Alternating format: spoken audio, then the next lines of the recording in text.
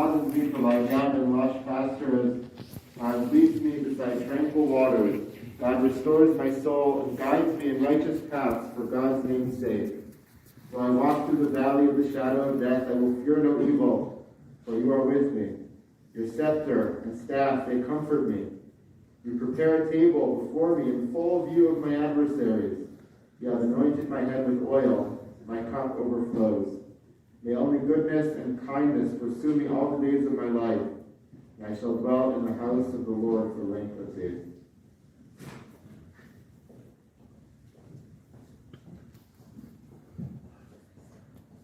Gathered to pay kavod afternoon final respects to Mr. Sol Broder, Shalom ben Moshe. We realize that we have to hold back a little bit in eulogies. We've begun the month of Nisan, the most unique month of the Jewish year, which one of the things that makes it so unique is that it's the month of the Jewish redemption from Egypt. It's very interesting when you read the verses of the Jewish people's descent into Egypt, and you see the story of the Jewish people's exodus from Egypt. There's a tremendous emphasis on family. It says the Jewish people came down surrounding Yaakov, surrounding Jacob. And of course, we know the story. We read about it yesterday when the Jewish people ultimately leave Egypt. The mitzvah that they perform for their departure is the Korban Pesach. And the Korban Pesach was specifically designated to be a mitzvah brought as a family. I was thinking just the other day, I spoke to Mr. Broder twice, to the best of my recollection, within the past few months. I was able to wish him a mazel tov in person at his great-grandson's bris, Moshe Batsheva's son, and I was able to speak to him by phone when he was sitting Shiva for his brother who recently passed away. And I had had other conversations with him at different junctures, but I was very struck that, at least in my experiences with him, I found him most expansive in those two conversations. He seemed so happy to be there at his great-grandson's bris, and he, of course, seemed so much at a loss for his brother's passing, but so proud of who his brother was, so proud of the family from which he came. And so, in a sense, I at least will be limiting my remarks this morning. But I just want to note that this month, in many ways, is all about family, and he seemed to be a person who held family uniquely close. It's, of course, fitting then that the people who should really speak about it this morning are his dear family members. We'll begin with his son, Professor Sol Broder.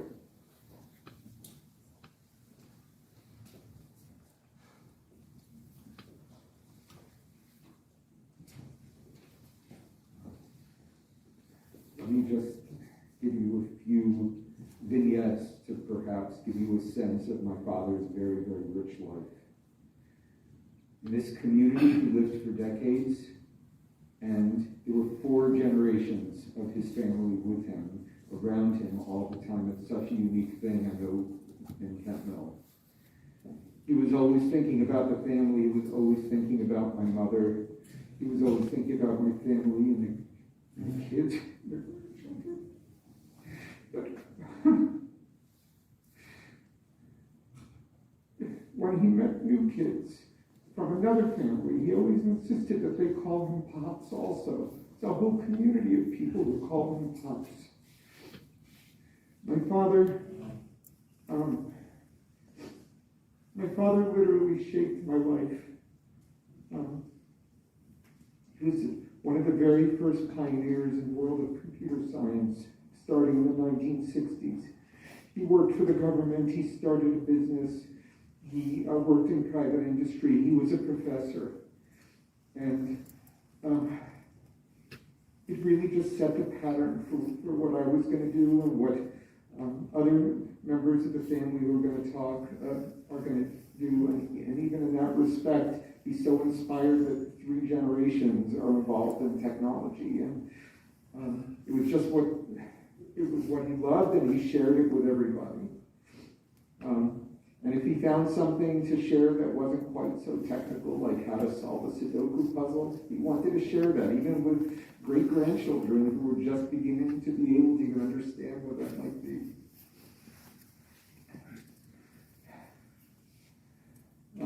I guess I'm unique amongst my siblings that as a young child, he used to take me to the data center in the 1960s, and I got to see the computers, and how could you not want to grow up and do anything but that? When you saw that as a child, it was the coolest possible thing.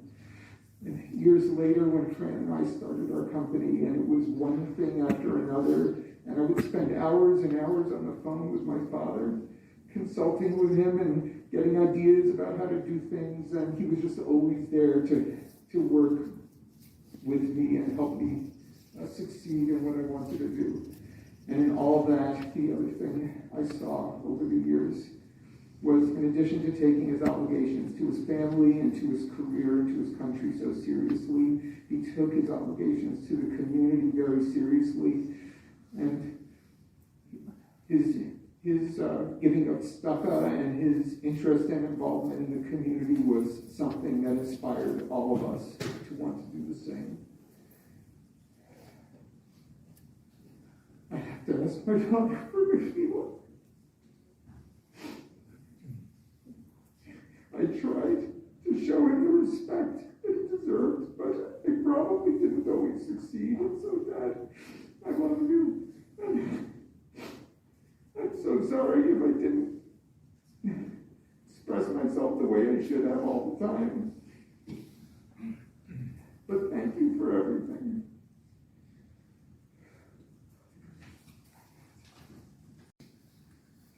Dr. Bruce Broder.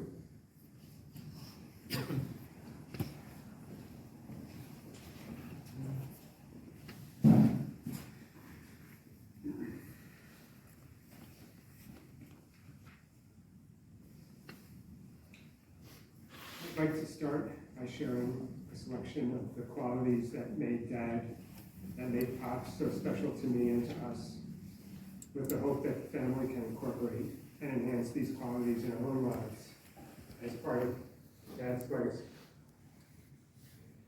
Family. Family was the most important to Dad. He was keenly invested in us and protective of his family. He loved all of us. Even on his last day, when we were all focused on his death and his health, he wanted to know who was going to take care of Mom. That was his utmost concern. Dad was a very technical person, a computer person, a math person. But the truth is that he was first and foremost a people person. He was energized when he was engaging with people. Dad would share his stories with all of us, and he wanted to hear our stories too, and connect through those stories with each of us. He was truly interested in whatever we shared with him. Yes, Dad was a people person, certainly with his family and friends, but truthfully, he was an equal opportunity people person.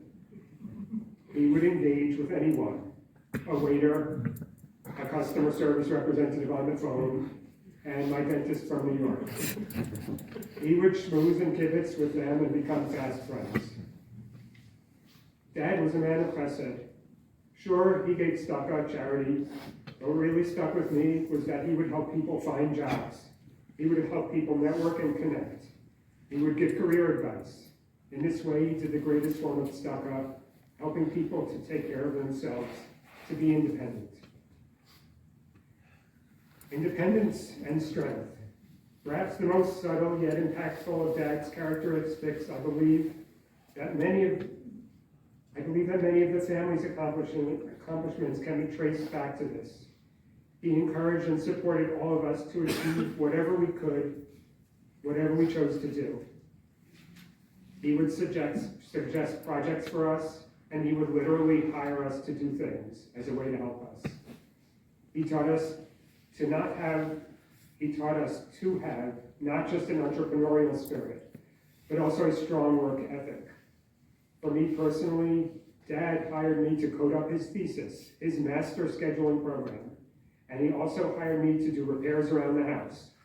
All of these things and many more laid the foundation for what I've been able to accomplish so far in my life. In whatever he did, Dad did it with energy, enthusiasm, and zeal. Whether it was righting some wrong, discussing a new idea he had for a project, coming up with an algorithm to solve a Sudoku, or sharing a story, he was always fully committed to it, and we could all feel it. Dad also had a special, very special sense of humor. He made people laugh, sometimes uncontrollably, as my kids can attest to. Dad, I'd like to ask for mechila, forgiveness for many things. For sometimes being impatient with you, or not paying attention enough. For not calling or visiting enough, and for not sharing with you more about my work. I know how much you wanted to connect with me in this way. It was very special to me that on your last day with us, and despite it being very difficult for you to speak, you remembered and asked me about something important that had happened at work for me just the week before. Dad, I wish I had given you one final hug and kiss goodbye and told you I love you. I do feel truly blessed that I could be there with you at the end.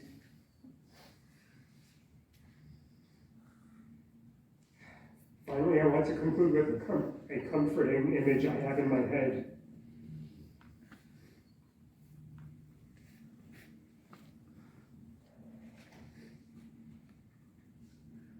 Of your parents standing ready to greet you in Tishamayim, the next world, your mother, Grandma Goldie, and your father, Grandpa Moshe, whose your sight was one day before you left us.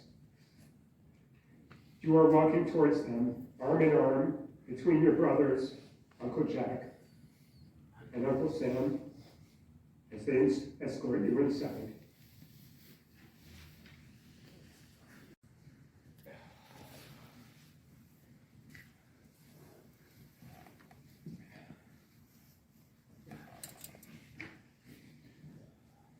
The loss of our pops, our beloved grandfather, isn't possible to put into words. Pops is the patriarch of our family, and his grandchildren and great-grandchildren, some of whom are here with me today, know how much he shaped the character of our lives. Grandma, we can't imagine how terrible this is for you, and we were with you in the days ahead. Recently, when I offered to email Pops some pictures of sunsets for his digital frame, he said that sunsets are nice, but he prefers pictures of people. The people he loved the most, more than anything else, were his family. And Pops was sitting shut for his older brother, our Uncle Sam, just 3 months ago. We got to talking about the greater Broder family, and I wrote this down when he said it. He said, in describing our family, and this is the whole Broder family, he said, I quote, "If you put good ingredients together, the cake comes out good." Pops, you're the best ingredient we could ask for. It was such a gift growing up with Pops in the same town, and with so much regular interaction. And then later in life, to see him play with my own kids is such a gift. He had this trick of easily moving between developmental levels. He could make faces with babies, he could play thumb games with toddlers, he could talk Scrabble or Sudoku. We've heard about Sudoku a few times already with the older kids. And when we were growing up, he knew how to relate to us as kids, as young adults, and as adults. And I always felt like he was inviting us to take a step forward, to act a little bit older with him, almost like an adult when we weren't really adults yet. We had the privilege of growing up in the same town, like I said, but we lived in White Oak, which meant that when I was 13 and up, whenever I needed a place to stay in Camp Mill, I had a second home in Camp Mill with Grandma and Pops. I had such incredible memories of Friday night dinners alone with Grandma and Pops, or a Shabbos afternoon shalashudas. As I got older, I was able to relate to Pops, not just as a young adult, but as an adult and then as a father, and to gain from his wisdom. I was lucky enough to have Pops at our Bechoros Pidyon event 13 years ago, and he was so proud that his great-grandson had the same name as his father, Moshe, a legend whom he revered. At family gatherings, parties, or when we had the chance to visit, Pops lit up the room for us and our kids. I can't remember a time that he was ever in a rush, and my sense was that he would be just taking it all in. My kids were also entranced by him. He had this way about him that he could get your attention, and he could pull you in. He would usually start with, "I've got a question for you." And of course, he had a powerful, powerful memory, an incredible ability to connect the past to the present through his stories. Uncle Bruce just mentioned it, but if you knew my grandfather, you knew that he loved sharing the stories of his life. Recently, I asked him about his stories. I said something like, "I always loved your stories. I always loved those great stories." And he said something like, and I'm paraphrasing here, but he said this, he said, "My stories aren't great. I made them great." Pops had this incredibly youthful spirit about him, and as he grew older, it was refined, as if he was growing more and more young and curious about life. He was able to hold so many things in balance, including this. He had a love of the familiar, of the past, and he had a voracious curiosity and passion for the mysteries of life. He was solution-based, and his spiritual and traditional side acknowledged that there was so much that he couldn't explain. As I got older, I realized how much wisdom was embedded in Pops' stories. It wasn't really the story, it was what he was trying to share with us. It was wisdom about attending to details, the importance of the small stuff, respecting others, holding strong to faith and tradition, understanding history and historic trends. It was about grit, it was about perseverance. It was also about a certain humility and about what was said and what couldn't be said. His stories were wild, but there was always more to the story. There was always more to the story that he left for us to wonder about. Most of all, I think Pops' stories were a way that he celebrated and saw the joy in life. And I'm saying this because I was talking to my brothers last night about this moment, and Moshe said I really have to throw this in, so here it is. There were stories about being chased around a pistachio factory by an axe-wielding employee. No matter how many times we heard it, there was always a new detail in each time. And more recently, I think it was at Serena's Simchat Bat, I wrote this down after he shared the story. He shared a story about working in a hotel in Far Rockaway. It was a Saturday night, and each dinner guest handed my young grandfather, who was a busboy or a waiter at the time, a wad of bills. One of the wads had something that felt like change in it. He tucked it into his shirt pocket, and later, when he was sitting with his girlfriend, who later became his wife, who later became my grandmother, he opened it up and exclaimed, "Look, look." It was a diamond ring. And he ended the story right there, at the Simchat Bat, right there with these words. That's the end of the story. We had lots of questions, and he loved the conversations. But what I think this story showed was his ability to be in awe.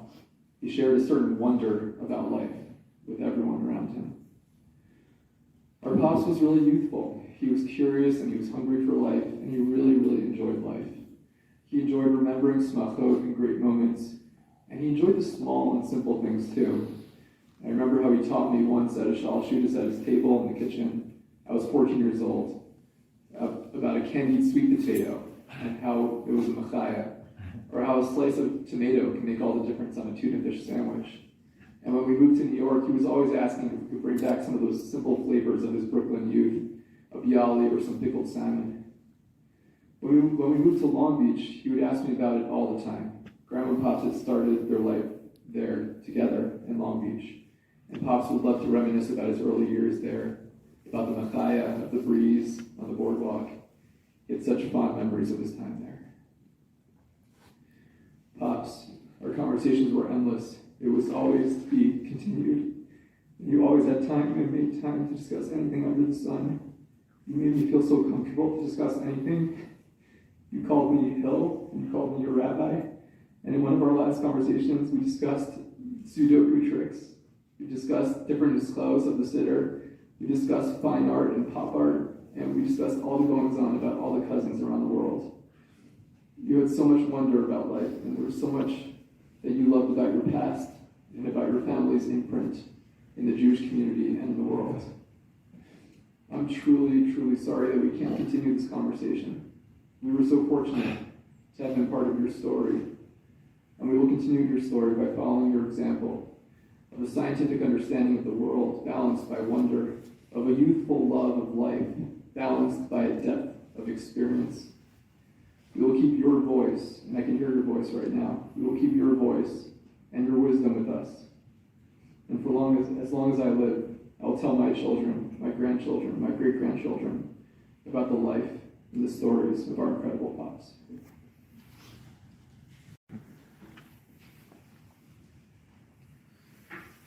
There are no words to express loss we are all feeling today.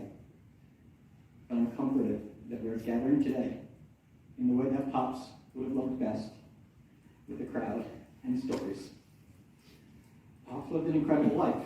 He met and married his beloved wife, my grandma, in Brooklyn, and they lived together for 67 years.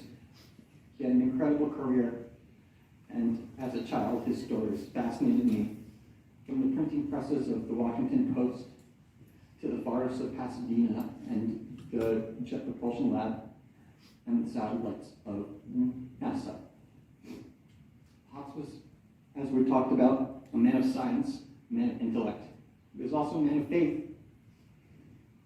In this last week, when I would call Grandma to talk with Pops, I would often have to wait because he was still davening and couldn't come to the phone.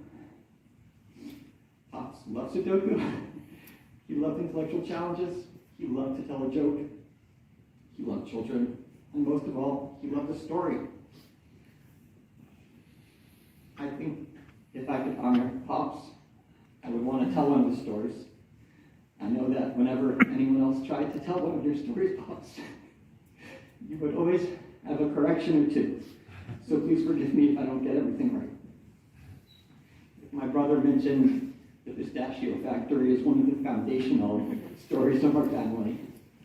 And like most foundational stories, perhaps like the Gemara itself, the story is told once and interpreted and remembered in many ways. There's certainly the story of the pistachio factory where Pops acted a peacekeeper and ended up being chased around with either an axe or a fire hydrant. He also got hired by a pistachio factory and was told he could eat all the pistachios he wanted, and that's what he did.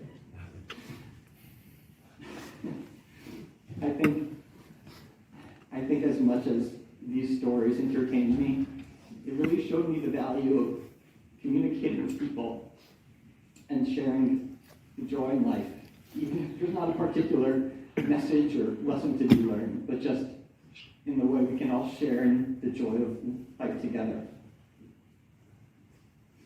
We're coming close to the holiday of Pesach, like Rabbi Rosenbaum pointed out. To me, this was by far Pop's favorite holiday. I remember fondly going away with Pops and just seeing him hold court. He would meet new people, make them interested in himself just with his comfortable style. There was no greater pleasure for him than meeting someone from the old country of Bensonhurst and connecting with them in a very unique way. Gabby and I were really, really blessed to spend last year Seder with Pops. I'm going to miss spending more holidays together with you, Pops. A friend of mine says, you don't always remember what people say, but you remember how they make you feel. One of my strongest childhood memories with Pops and Grandma was staying at their house for Shabbos for one of my friend's bar mitzvahs. And coming home after shul, Grandma would serve us treats, and Pops would sit around with us around the kitchen table any number of this Willinger family would come over. And I just remember the feeling of inclusion and love around that table, and how happy I felt as a child. I miss you, Pops, and I love you. I'll never forget you and the impact you had on my life.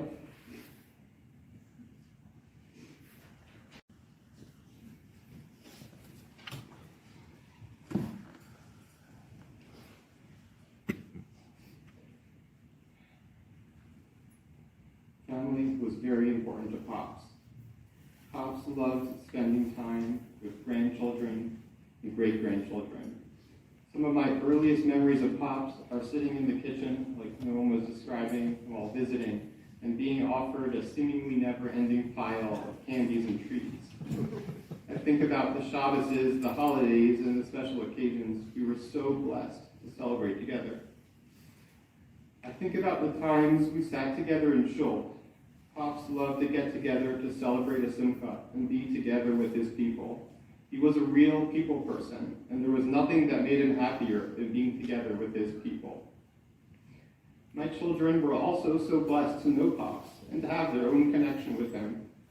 Pops connected with my kids with his playful tone, his stories of working at NASA, and of course, getting treats from him just like I did when I was a child. Pops was a deep thinker and had a sharp mind. He loved to tell stories and share with others his intellectual curiosity. He loved to discuss the news of the day, both world events and community news. Just last month, Pops asked if he could teach Sudoku, which as he mentioned a couple times, to my 6-year-old daughter. She wasn't ready yet for Sudoku, but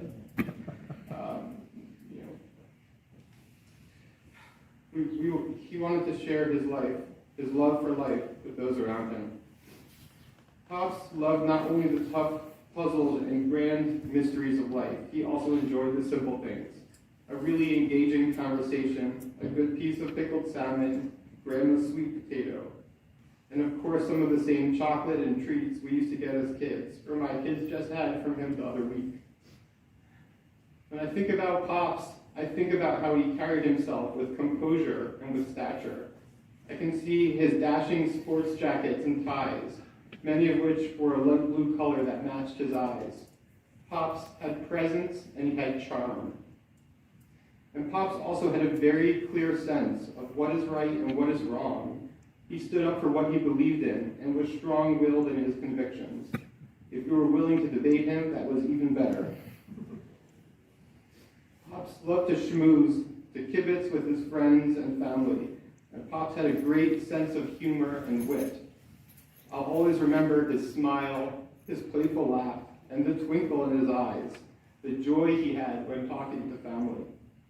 Sometimes if Pops really liked a joke you said, he might say with a laugh that you were being a wise guy, and I think that he meant that as a really high compliment. He would also remark about his many descendants that they were a good boy or a good girl, and you could hear that, the pride in his voice as he said it. Pops has a lifetime of love with Grandma. You could see the love in how Pops talked with Grandma, and in the stories, Pops would talk about the early dating days. It really made an impression on us and really set an example for our entire family, the way to live together with love and with commitment. Pops' love for family will be with us always. Pops, we love you, we miss you already, and we will miss you a great deal more.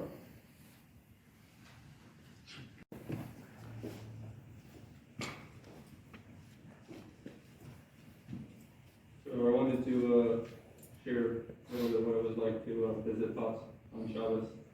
Me, my mom, and my sisters would visit Grandma and Pops on Shabbos. How we spoke to them. So he was always very excited to talk to us, and no matter what we were doing, like you could be doing literally anything, just lying down in the middle of the street, and he would be like really excited and ask you questions and be really proud of you for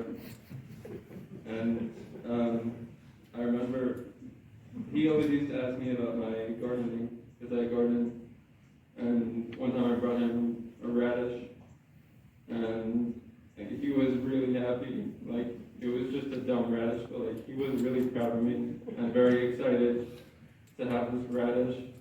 And then of course, I come back next week, and the radish is still in the same exact bag, and he brings it back out to like show it off, even though I'm the one who brought it to him. But he's showing off this dumb radish that I grew. And like he was really happy about it, and he was so proud of me for that. So yeah, he was very excited, and inevitably we'd get to the point where he'd want to tell the story, of course, as you heard. And for us, this was our time to play the game of how many times can we interrupt Pops in one story, because this man needed total silence. He was 90% of the way through a story, and you coughed. You were getting the whole story all over again. And he was a showman and a star. But I think just leaving it at that wouldn't be fair, because he was the kind of person to draw you in and make you feel like that as well. So he was like a magician in that way, make you feel like you're the star. And the only thing that I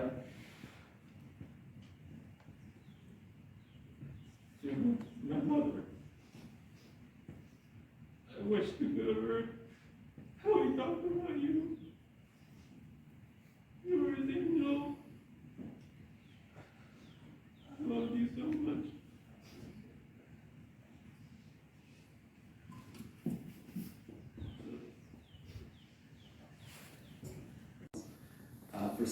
For some reason, I don't think it's so common for all the cousins to sit like this in a row at weddings. It just doesn't normally happen.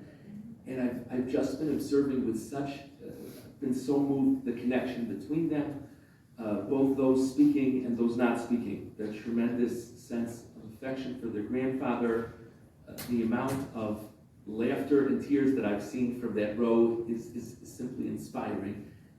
And if you don't mind my saying so, to have such a family all so connected to their grandfather and each other is probably as fine a hesped as anything else that's been said today. We'll ask the grandsons to come and carry Mr. Broder around.